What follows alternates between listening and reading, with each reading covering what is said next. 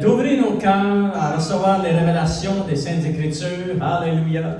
Parce que vous savez, la parole de Dieu, c'est grand, c'est très puissant. Et le Seigneur, enfant de Dieu, prend soin de son peuple, de son Église. Et bientôt, il revient chercher son Église. Et ça, c'est vraiment, vraiment important que vous gardez dans votre cœur, que un jour, vous serez avec le Seigneur. Amen.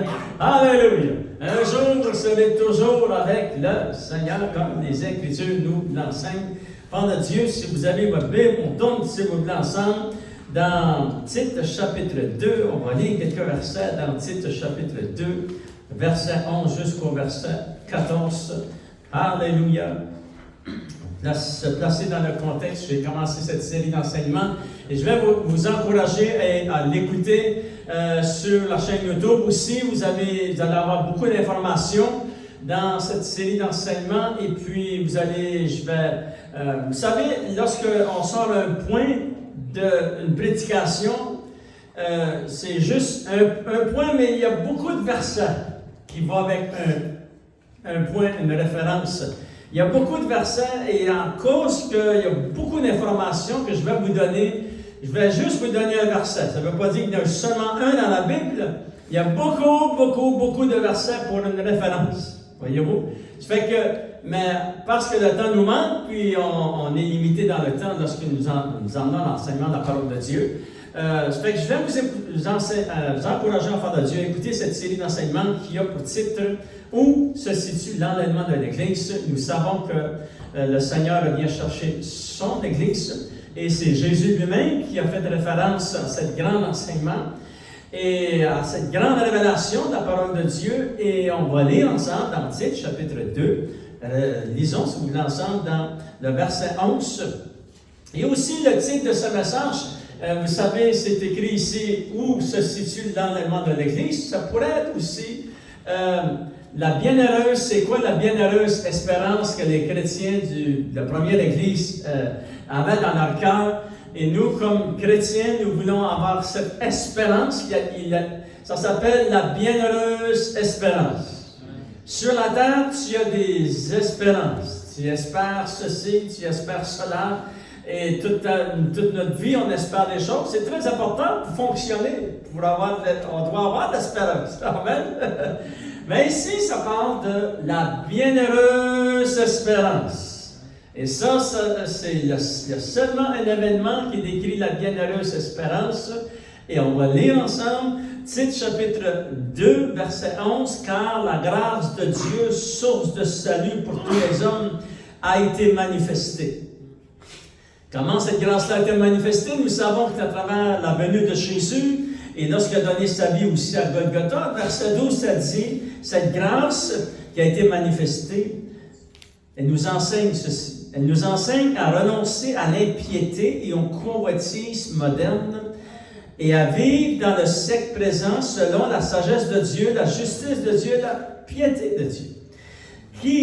Et ça dit, en attendant, ben ça nous donne au verset 12 comment marcher avec le Seigneur pour être prêt pour cette journée très spéciale qui est l'enlèvement de l'Église. Au verset 13, ça dit « En attendant la bienheureuse espérance ». Quelle est cette bienheureuse espérance? C'est la manifestation de la gloire du grand Dieu et de notre Sauveur Jésus-Christ. Dieu le Père aussi est impliqué dans cet enlèvement, dans cette journée glorieuse qui fait partie, enfant de Dieu, du deuxième retour de Jésus qui va se manifester en deux parties. La première partie, c'est lorsque Jésus descend sur la nuée et que les enfants de Dieu montent à sa rencontre dans les airs. Et la deuxième partie, c'est lorsque Jésus, après les 7 années de la grande tribulation, revient et posera ses 2 pieds sur la montagne des Oliviers à Jérusalem et il établira son royaume sur la terre. Parce que ça s'en vient, on ne sait pas les dates, les jours, mais on sait que la parole de Dieu est la vérité. Et il dit au verset 14, c'est que Jésus, notre Sauveur, c'est cette bienheureuse espérance, la manifestation de la gloire du grand Dieu, de notre Sauveur Jésus-Christ, qui s'est donné lui-même pour nous afin de nous racheter de toute iniquité. Et là, on dit merci Seigneur, et de se faire un peuple qui lui appartienne, purifiés par lui et zélés pour les bonnes œuvres. Seigneur, nous voulons te remercier. Nous gardons la foi dans les Saintes Écritures. On te demande de nous donner des grandes révélations ici dans le fond de notre cœur. Nous voulons marcher avec la parole de Dieu, Seigneur, parce qu'elle est une lampe à nos pieds, une lumière sur notre sentier. Elle dirige le peuple de Dieu. Alléluia. Je te demande de bénir ton Église et ton peuple et tous ceux qui entendent le message de la parole de Dieu. Et au nom de Jésus, nous t'avons prié. Amen. Alléluia. Gloire au Seigneur. Nous attendons, enfants de Dieu, le jour de la grande délivrance. Il est dit dans la parole de Dieu. La parole de Dieu appelle cela la bienheureuse espérance. Gardez toujours votre doigt dans Tite, chapitre 2. Il est dit dans 1 Thessaloniciens, juste pour faire un court résumé de l'enseignement qu'on a fait il y a quelques réunions au fond de Dieu, nous avons découvert ensemble que cet événement, c'est vraiment l'attente de l'Église. L'Église attend quelque chose. Vous savez, les gens du monde aussi attendent quelque chose. Ils savent tout ce qu'ils... Ils font des choses qu'ils préparent le terrain pour, lorsque cet événement arrivera. Ils veulent avoir des explications pour tous les millions et les milliards de personnes qui vont rester ici sur la terre. Parce que cet événement est très, très important. Il va changer l'histoire de l'humanité, cet événement que le Seigneur nous dit ici. Fait que les chrétiens, eux, ils attendent le retour du Seigneur Jésus. Dans 1 Thessaloniciens, chapitre 1, verset 10, ça dit, « Et pour attendre des cieux », ça c'est les enfants de Dieu. On attend où? Des cieux. Le Seigneur vient où? Il vient des cieux. Ça dit, « Et pour attendre des cieux, son Fils, qui est la ressuscité des morts, Jésus, qui nous délivre de la colère à venir. » Alléluia. Fait que vraiment, le Seigneur, enfant de Dieu, c'est clair dans la parole de Dieu. Où se situe l'enlèvement de l'Église? C'est avant que la colère de Dieu se manifeste sur la terre. Ça parle de la grande tribulation, les 7 années de la grande tribulation. Les chrétiens, qu'est-ce qu'ils font? Ils attendent des cieux Jésus qui revient, enfant de Dieu. Alléluia. Il revient. Bientôt, on ne sait pas le moment ni la date, on ne sait pas le jour, mais ce que le Seigneur nous enseigne, soyez prêts. Nous avons vu, enfant de Dieu, que l'événement qui a changé notre histoire dans les derniers 100 ans, pourquoi j'ai commencé cette série d'enseignements? Je l'ai commencé mercredi passé. Mercredi passé, vous savez que c'était le 14 de mai 2025. Il y a 77 ans, le 14 de mai 1948, il est arrivé cet événement vraiment qui, certainement les nations du monde n'ont pas trop compris, mais les pasteurs et les chrétiens à cette époque ont compris que c'était un miracle extra hors de l'ordinaire. Et c'était que Israël était redevenu un pays et que les Juifs allaient revenir dans ce pays et que cela allait enclencher, c'est un miracle vraiment d'une grandeur, vraiment enfant de Dieu qui a changé l'histoire de l'humanité. Vous savez que si vous regardez les nouvelles un peu chaque jour, regardez pas ça toute la journée parce que vous voulez pas être découragé à la fin de la journée. Mais toutes les nouvelles, présentement, ils se passent tous en Israël. Tout ce qui se passe, vraiment, il y a des nations qui sont contre, il y a des nations qui bénissent Israël, mais l'Église de Dieu, nous, on est appelés à bénir Israël. Quand même qu'on ne comprend pas tout ce qui se passe là-bas, enfant de Dieu, c'est très important. Priez pour la paix d'Israël, comme il est dit dans la parole de Dieu.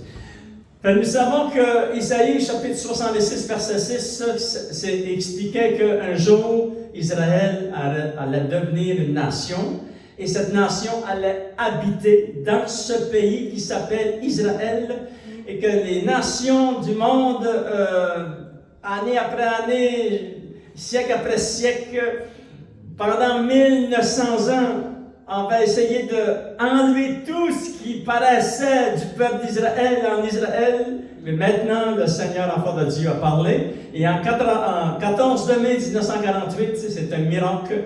C'est l'accomplissement de la prophétie que Dieu avait déclaré dans Ésaïe chapitre 66, verset 6. Vous pourrez le relire, enfant de Dieu. Et vraiment, le zénith de cette prophétie est celle-ci. Je l'ai partagé un peu mercredi, mais j'aimerais vous le redire. C'est très important. Pourquoi que Dieu a permis qu'Israël, les Juifs redeviennent une nation et qu'ils habitent dans ce pays? Nous avons découvert avec la parole de Dieu que Dieu avait dit ceci: je les ramènerai. C'est pas eux qui. C'est Dieu dit: je vais les ramener, je vais les planter, ils vont cultiver, ils vont planter, Et puis vraiment, dans 77 ans, c'est vraiment gigantesque tout ce qui s'est passé dans ce pays. Et Dieu avait dit: je les ramènerai, ils vont planter, ils vont bâtir, ils vont avoir des familles, ils vont faire des villes, etc. Les déserts vont reverdir, et tout cela s'est accompli. Ce sont toutes des prophéties de la fin, enfant de Dieu. Tout cela est accompli. Et Dieu avait dit: je les ramènerai et ils ne sortiront plus. Fait qu'ils ne sortiront pas. Il y a beaucoup de... présentement, lorsqu'on se parle, il y a au moins 7 fronts d'activités qui sont contre Israël. La guerre est contre Israël, mais Israël, Dieu les protège surnaturellement. Si vous regardez tout cela, vous dites: waouh, c'est un miracle, ils sont encore là. Mais parce que Dieu a dit: je les ramènerai, et ils en sortiront plus. Amen. Fait que, inquiétez-vous pas, ils vont rester là. Et le but ultime de cela, c'est à cause que Jésus revient où? Il revient dans ce pays. Il fallait que ce pays renaisse. Il fallait que Jésus, pour qu'il revienne sur la montagne des Oliviers à Jérusalem, il fallait que le pays reprenne naissance et que les Juifs soient là. Et c'est arrivé. Alléluia. Fait que n'oubliez pas, le but ultime, c'est Jésus revient. Il revient enfant de Dieu, et les chrétiens de la première église, tout cela a commencé par la bouche de Jésus, mais j'aimerais vous le montrer, c'est très important parce que ça s'est répandu dans la parole de Dieu, et ça c'est le Saint-Esprit qui a pris les paroles que Jésus a dites, et là il les a placées dans l'église, il les a placées dans le cœur des apôtres, afin que nous ayons les enseignements dans la parole de Dieu. Le premier qui a parlé de l'enlèvement de l'Église, c'est Jésus. Regardez dans Jean, chapitre 14, versets 1 jusqu'à 2 et 3, ça dit que votre cœur ne se trouble point, croyez en Dieu, croyez en moi, Jésus avait dit. Et là, verset 2, il dit: il y a plusieurs demeures dans la maison de mon Père, si cela n'était pas, je vous l'aurais dit, et je vais vous préparer une place. Et lorsque votre place sera prête, je reviendrai et je vous prendrai, afin que vous soyez toujours avec moi. Là où je suis, vous y soyez aussi. C'est-à-dire que le premier qui a parlé de l'enlèvement de l'Église, c'est notre Sauveur Jésus. Il ne s'est pas trompé. Tout ce qui est sorti de sa bouche, c'était infaillible, et c'était la parole de Dieu. Il ne s'est pas trompé. Et là, enfant de Dieu, Jésus va nous enseigner dans Jean chapitre 16. Regardez qu'est-ce qu'il va dire par rapport lorsque le Saint-Esprit va venir. Qu'est-ce que le Saint-Esprit va faire, enfant de Dieu? C'est très important parce qu'aujourd'hui, il y a toutes sortes d'événements et d'enseignements contre l'enlèvement de l'Église. Voir que mais je vous l'enseigne pour que vous le sachiez. L'enlèvement de l'Église a été enseigné par Jésus lui-même. Et après cela, Jean, l'apôtre Jean, qui était avec Jésus lorsque Jésus a dit: je vous prendrai et je vous amènerai avec moi. Après cela, ces paroles ont été écrites vraiment des dizaines et des dizaines, probablement 30 ans plus tard.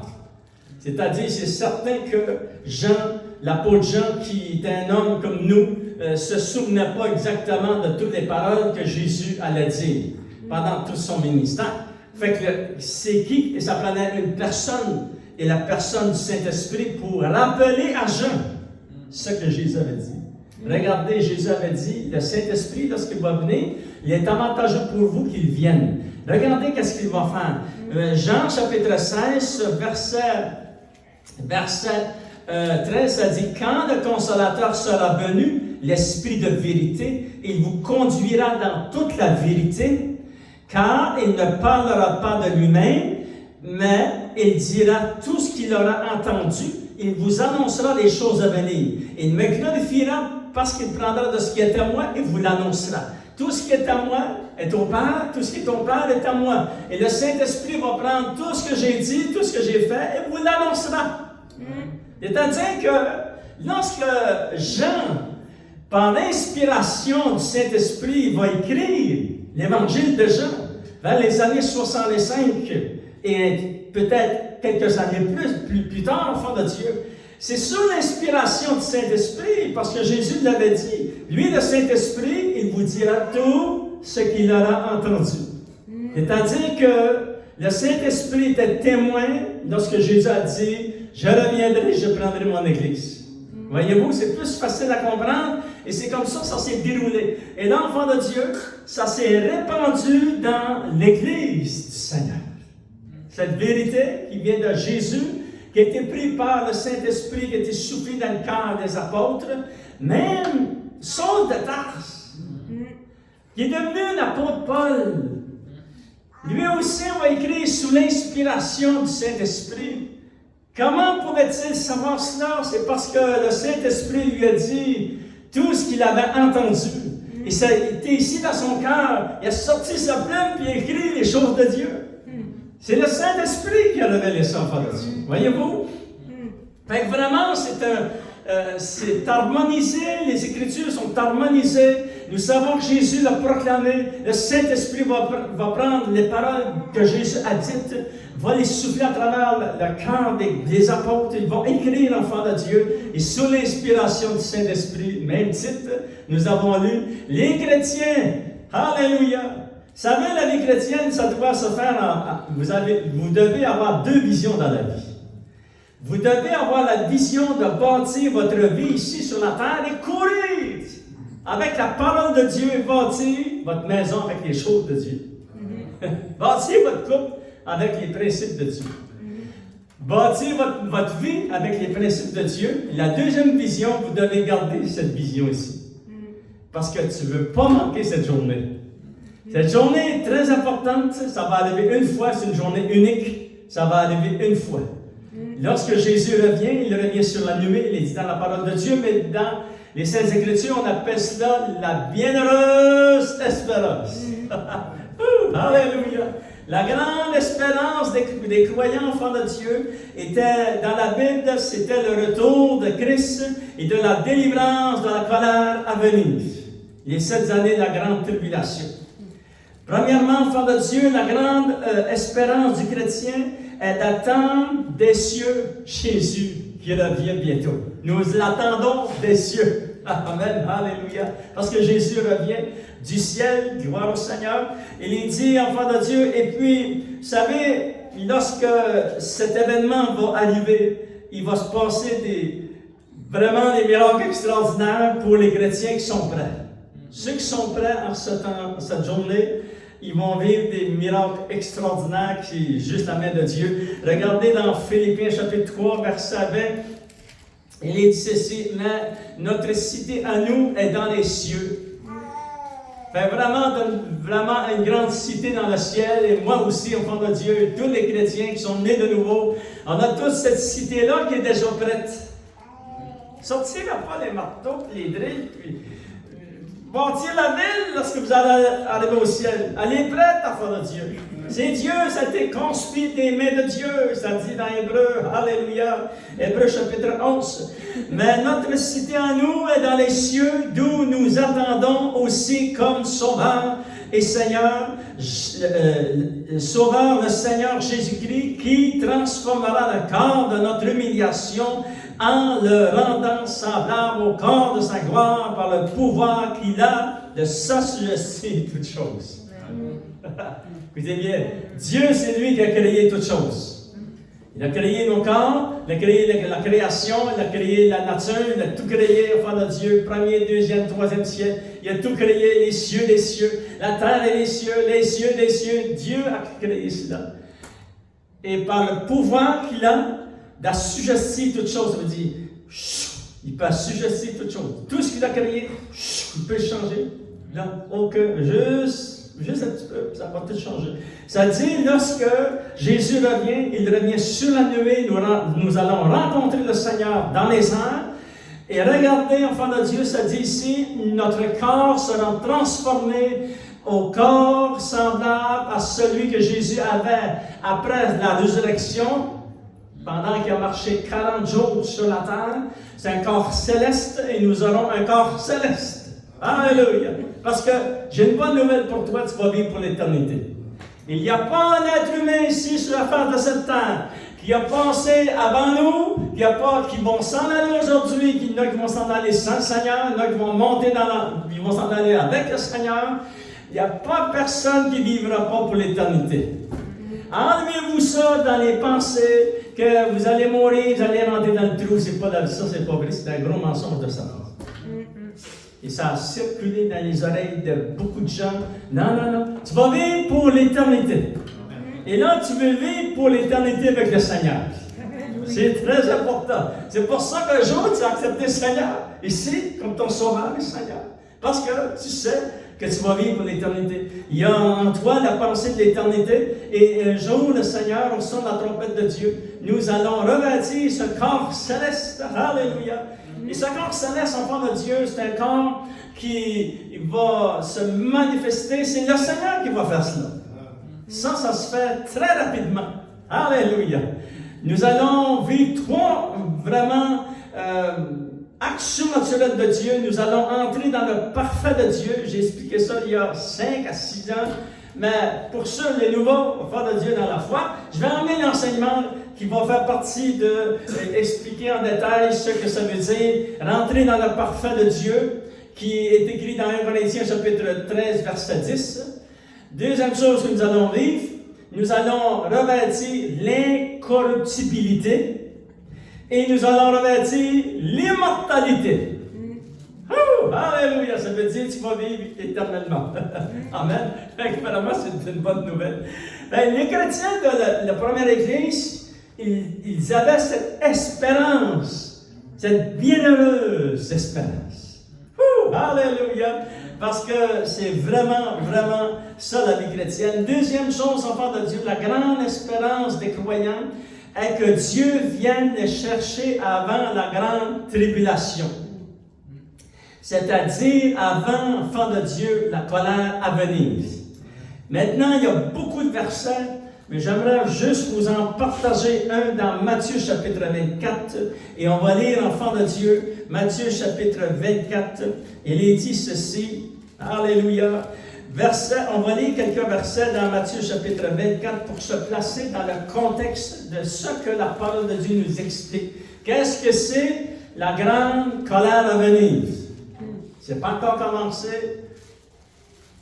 Tout ce qui va déclencher tout cela, nous savons que l'enlèvement d'Église va avoir lieu et probablement il va y avoir un peu de temps après l'enlèvement de l'Église et l'ouverture du premier sceau de l'Apocalypse chapitre 6, versets 1, 2, 3 et 4, qui parle des 4 chevals de l'Apocalypse. Et enfants de Dieu, j'aimerais vous dire quelque chose qui est très très important pour les chrétiens, afin de ne pas être séduits par le mensonge. C'est que les 4 chevals de l'Apocalypse nous parlent, enfants de Dieu, de ces événements qui vont changer le monde. Ça va arriver après dans l'enlèvement d'Église.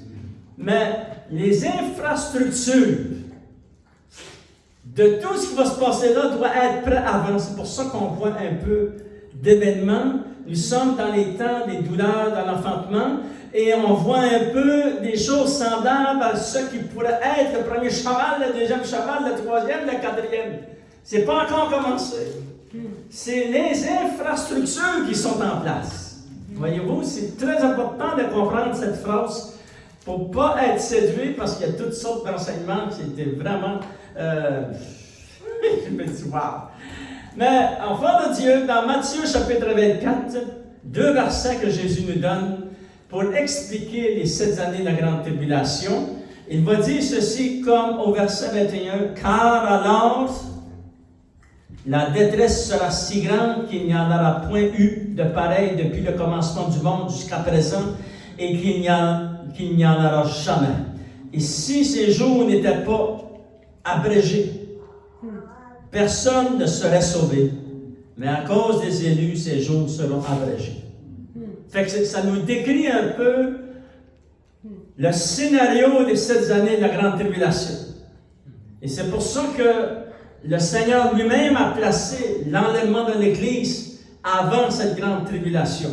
Il est dit dans Matthieu chapitre 24, regardez au verset 40, il a dit, alors de 2 hommes qui seront dans un champ, l'un sera pris et l'autre laissé.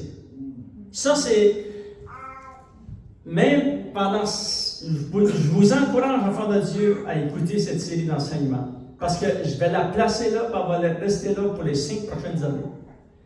Et je vous encourage à l'écouter parce que c'est très, très important. Vous allez rencontrer des gens, ils vont se poser beaucoup de questions. Et puis, je vais emmener des nouvelles informations concernant l'enlèvement de l'Église, qui est très précieuse pour l'Église du Seigneur, parce qu'on veut savoir la vérité. On ne veut pas être conduit avec toutes sortes d'histoires, de mensonges, on veut rester dans la parole de Dieu. Mais aussi, on veut savoir la vérité, qu'est-ce qui va se passer. Nous savons ici que, ici, ça fait référence à un jour, le jour de l'enlèvement, mais aussi, il va y avoir 8 enlèvements. Il y a eu 8 enlèvements sur la terre. Il y en a quelques-unes d'arrivées jusqu'au retour du Seigneur, dans l'Apocalypse chapitre 19. Il y a 8 enlèvements dans la Bible. Je vais vous expliquer ça dans un autre enseignement, enfant de Dieu. Mais ici, au verset 40, ça dit alors de 2 hommes qui seront dans un champ, l'un a été pris, l'autre a été laissé. Il y a 2 femmes qui mourront à la mêle, l'une sera prise et l'autre laissée. Voyez-vous? Fait qu'il y en a qui vont être pris, monter à la rencontre du Seigneur, puis il y en a d'autres qui vont rester ici. Ça dit, veillez donc, puisque vous ne savez pas quel jour votre Seigneur viendra. Parce qu'on ne sait pas l'heure, ni la date, ni le jour. Et puis on a vu dans l'autre enseignement que c'était très important pour l'Église. Cherchez pas de date. Vous n'en trouverez pas. C'est Dieu qui l'a caché dans le fond de son cœur, Dieu le Père. Et nous, on a découvert qu'à travers les années, pourquoi Dieu ne nous a pas dit la date? C'est parce que, vous savez, il est notre Père. Moi, j'ai eu un père de famille, puis lorsque j'ai été élevé, il ne m'a pas tout dit c'est quoi qu'ils ont vécu.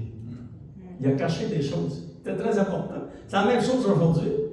Toutes les familles, les pères de famille, il y a des choses qu'ils ne disent pas aux enfants. Mais lui, notre père, il a la date. C'est lui qui a la date. Et là, j'ai dit, Seigneur, ça met en nous un grand respect pour les choses de Dieu. On respecte Dieu.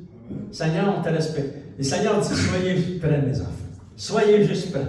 Voyez-vous, ça dit, veillez donc, ça c'est d'être prêt, veillez donc, puisque vous ne savez pas quel jour votre Seigneur viendra, sachez-le, bien si le maître de la maison savait à quelle veille de la nuit le voleur doit venir, il veillera, il ne laissera pas percer sa maison. C'est pourquoi vous aussi, là il parle aux enfants de Dieu, tenez-vous prêts. Alléluia! C'est ça la vie chrétienne. Il faut toujours être prêt à faire de Dieu. Amen. Alléluia. Tenez-vous prêts, car le Fils de l'homme viendra à l'heure où vous n'y penserez pas. Ne penserez pas, là, à l'heure où vous n'y penserez pas, il devant nos yeux. Parce que j'ai médité et réfléchi, dit Seigneur, à l'heure où nous ne penserons pas, Seigneur, c'est avec s'accomplir, ce petit bout de verset-là, l'enfant de Dieu. Soyez toujours vigilants sur vos gardes, soyez toujours prêts. Regardez, ça dit, quel est donc le serviteur fidèle et prudent que son maître a établi sur ses gens pour leur donner la nourriture en son temps, au temps convenable. Heureux ce serviteur que son maître à son arrivée trouvera travaillant ainsi. C'est-à-dire qu'on doit toujours faire l'œuvre de Dieu, on doit toujours être prêt à témoigner si les portes s'ouvrent, on doit toujours, enfant de Dieu, veiller, on doit se garder pour le Seigneur, alléluia, et là on est prêt. C'est le secret, ça. Soyez prêts, le Seigneur dit. Amen. Le Seigneur ne nous a pas laissé sans information. Troisième chose que nous voyons, la grande espérance des croyants, c'est que le Saint-Esprit amène vers Jésus sa fiancée et que Jésus lui-même fasse entrer sa fiancée devant le trône de Dieu. Alléluia! Maintenant, lorsqu'on est enlevé, on rencontre le Seigneur où? Dans les airs. Mais je vais vous montrer ça en terminant, enfant de Dieu.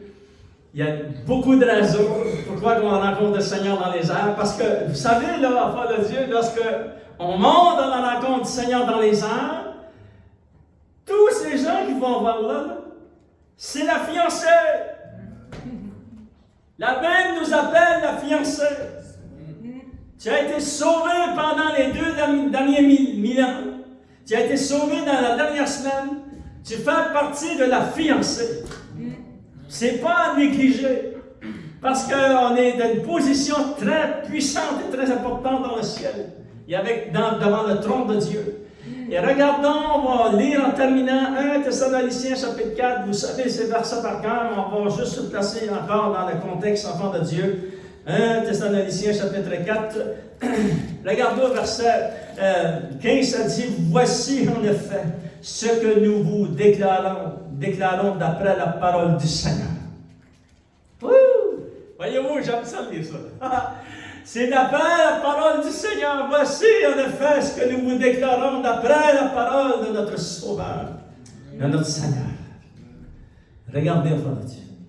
Nous les vivants, ce sont ceux qui vont être vivants lors de cette journée spéciale qui s'appelle l'enlèvement de l'Église. Nous les vivants restés pour l'avènement du Seigneur, nous ne dévancerons pas ceux qui sont morts. Car le Seigneur lui-même a un signal donné à la voix d'un archange et au son de la trompette de Dieu. Le Seigneur fera quoi? Descendra du ciel.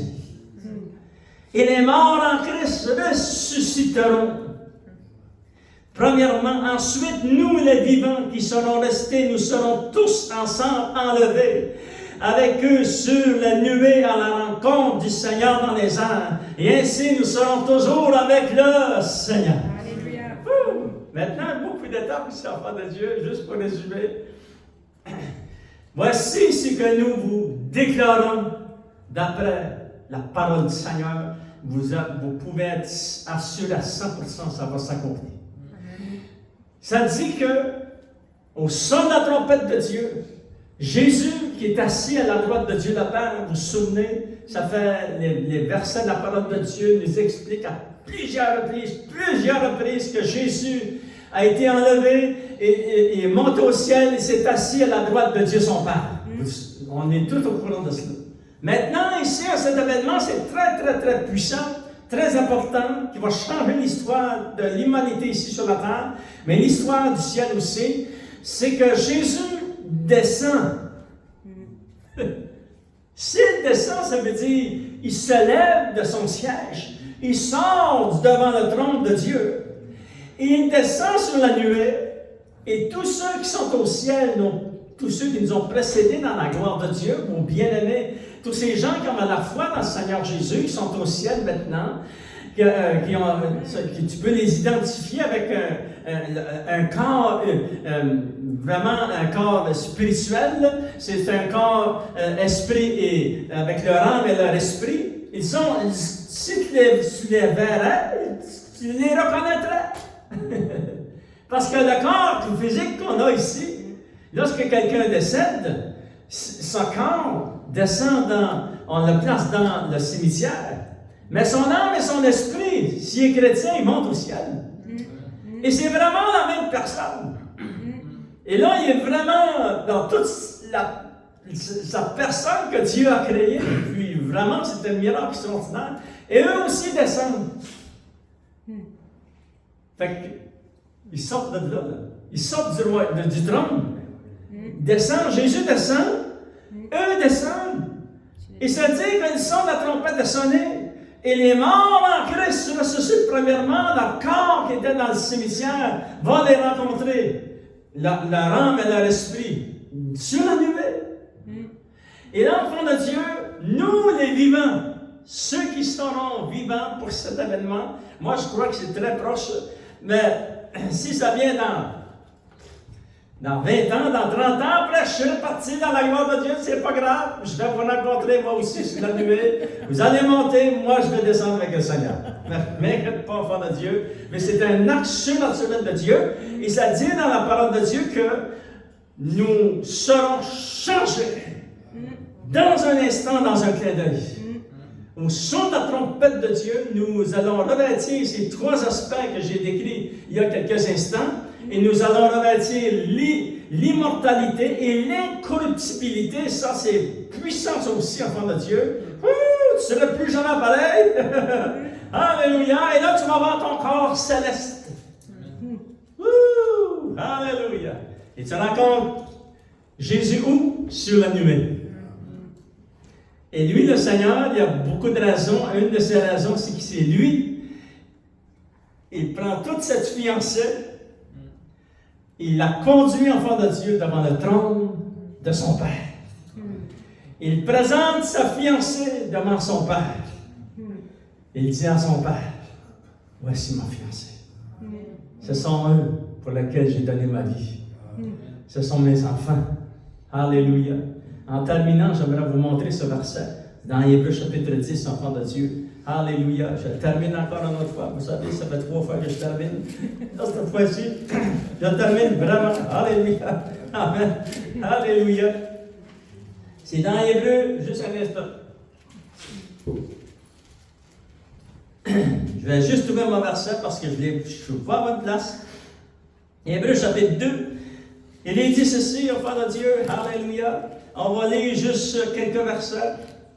Ça dit au verset 11, Hébreux chapitre 2, verset 11, « Car celui qui sanctifie et ceux qui sont sanctifiés sont tous issus d'un seul. C'est pourquoi il n'a pas honte de les appeler frères. » Quand cela va se réaliser, ça s'est réalisé, mais ça va se réaliser lorsque Jésus nous amène devant le trône de Dieu. Lorsqu'il dit, « J'annoncerai ton nom à mes frères. » Et Jésus l'a fait. Je te célébrerai au milieu de l'assemblée. Et encore, je me confierai en toi. Et encore, il va dire, me voici moi et les enfants que tu m'as donnés. Donnez le bon de l'applaudissement, Seigneur. Alléluia.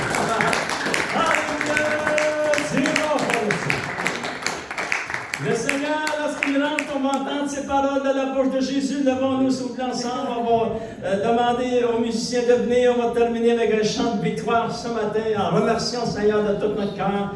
Gardez la bienheureuse espérance, le Seigneur, un jour, tu l'entendras de ta bouche. De sa bouche, tu l'entendras de tes oreilles. Il va dire au Père, je vous le relis, me voici moi et les enfants que tu m'as donnés. Alléluia. Seigneur, on te remercie de tout notre cœur. Oui, Seigneur, oh Dieu, tu nous as rachetés. Nous sommes ton peuple, Seigneur, oh Dieu. On te rencontre sur la nuée, cette journée spéciale, Seigneur, oh Dieu, cette bienheureuse espérance. Mais Seigneur, tu le diras de ta bouche, voici. Et tu te confesseras devant le Père. Mes enfants, Père, que tu m'as donné. On te donne tout l'honneur, Jésus. La gloire et la puissance, parce que notre destinée a été changée sur la terre et sera changée pour l'éternité. Et je te demande de bénir ton Église et tous ceux qui entendent le message de la parole de Dieu et tous ceux qui vont se poser des questions après l'enlèvement de l'Église, qui vont écouter le message de la parole de Dieu. Seigneur, que tu puisses les bénir, que tu puisses les toucher, que tu puisses te révéler puissamment chacun et chacune. Merci pour l'Église de Dieu et merci du privilège, Seigneur, oh Dieu, que nous sommes tes fils et tes filles. Merci que nous sommes tes enfants. Alléluia. Et nous prions, Seigneur, oh Dieu, nous engageons pour prier pour nos bien-aimés, nos enfants, nos petits-enfants et nos arrière-enfants. Et nous prions, Seigneur, pour tous ceux que nous connaissons, toutes nos familles, Seigneur, et notre région, notre pays, Seigneur. Alléluia. Tous ceux, Seigneur, dans nos pays, au nom de Jésus, et que tu puisses te révéler puissamment. Oui, Seigneur, qu'eux aussi puissent faire partie de cette journée glorieuse. Et au nom de Jésus, nous t'avons prié. Amen. Alléluia. On chante ce chant merveilleux ensemble, enfants de Dieu. Alléluia, Jésus.